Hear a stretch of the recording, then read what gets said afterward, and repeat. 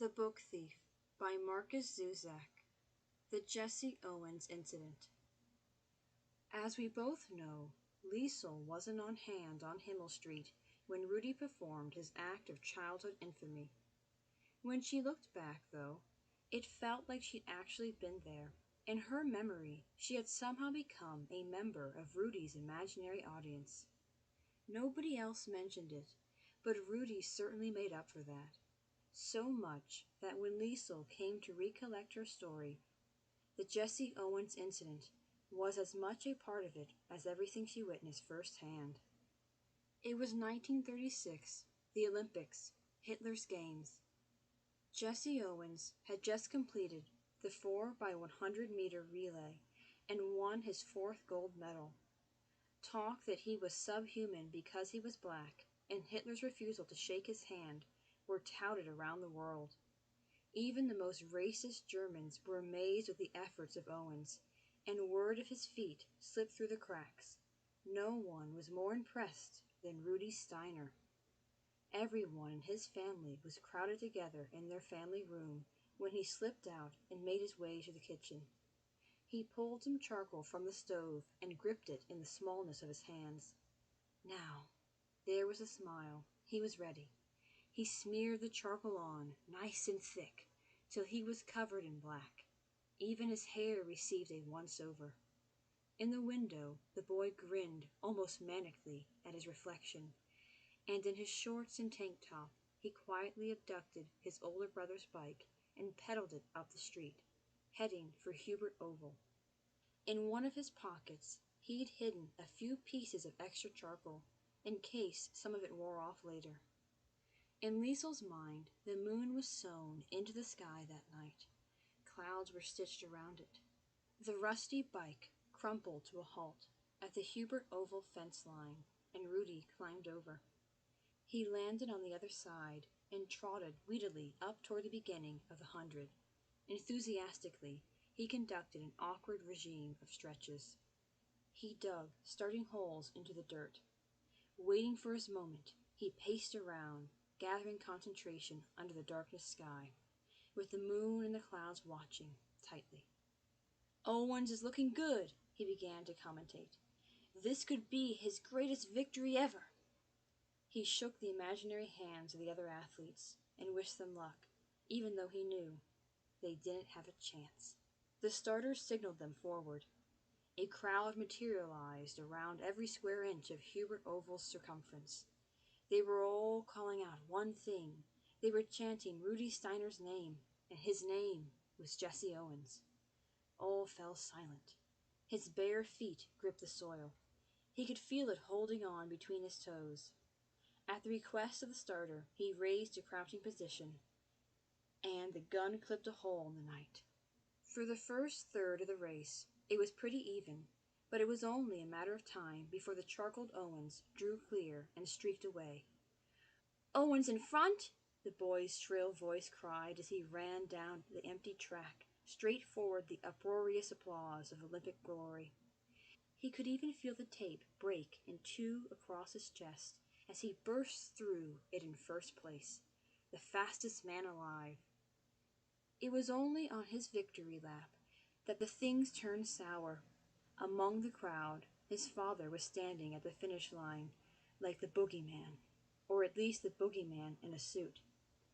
As previously mentioned, Rudy's father was a tailor. He was rarely seen on the street without a suit and tie.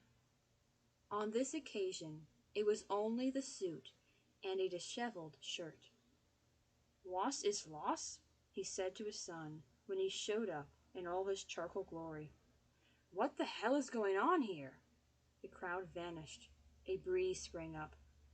"I was asleep in my chair when Kurt noticed you were gone. Everyone's out looking for you." Mr. Steiner was a remarkably polite man under normal circumstances. Discovering one of his children smeared charcoal black on a summer evening was not what he considered normal circumstances.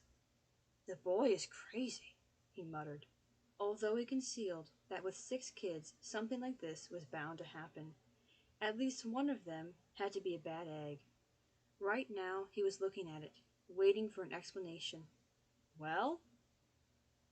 Rudy panted, bending down and placing his hands on his knees. "I was being Jessie Owens," he answered, as though it was the most natural thing on earth to be doing. There was even something implicit in his tone that suggested something along the lines of, "What the hell does it look like?" The tone vanished, however, when he saw the sleep deprivation whittled under his father's eyes. Jessie Owens? Mr. Steiner was the type of man who was very wooden. His voice was angular and true. His body was tall and heavy, like oak. His hair was like splinters. What about him? "You know, Papa, the black magic one." "I'll give you black magic." He caught his son's ear between his thumb and forefinger. Rudy winced. "Ow, that really hurts." "Does it?" His father was more concerned with the clammy texture of charcoal contaminating his fingers. He covered everything, didn't he? He thought. "It's even in his ears, for God's sake." "Come on." On the way home, Mr. Steiner decided to talk politics with the boy as best he could. Only in the years ahead would Rudy understand it all, when it was too late to bother understanding anything. The contradictory politics of Alex Steiner. Point 1. He was a member of the Nazi Party, but he did not hate the Jews, or anyone else for that matter. Point 2. Secretly, though, he couldn't help feeling a percentage of relief, or worse, gladness, when Jewish shop owners were put out of business. Propaganda informed him that it was only a matter of time before a plague of Jewish tailors showed up and stole his customers. Point 3. But did that mean they should be driven out completely? Point 4. His family. Surely he had to do whatever he could to support them. If that meant being in the party, it meant being in the party. Point 5. Somewhere, far down, there is an itch in his heart, but he made it a point not to scratch it. He was afraid of what might come leaking out. They walked around a few corners onto Himmel Street, and Alex said, "Son, you can't go around painting yourself black, you hear?" Rudy was interested and confused. The moon was undone now, free to move and rise and fall and dip on the boy's face, making him nice and murky, like his thoughts. "Why not, Papa?" "Because they'll take you away." "Why?" "Because you shouldn't want to be like black people, or Jewish people, or anyone else who is not us." "Who are Jewish people?" "You know my oldest customer, Mr. Kaufman, where we bought your shoes?" "Yes." "Well, he's Jewish." "I didn't know that. Do you have to pay to be Jewish? Do you need a license?" "No, Rudy."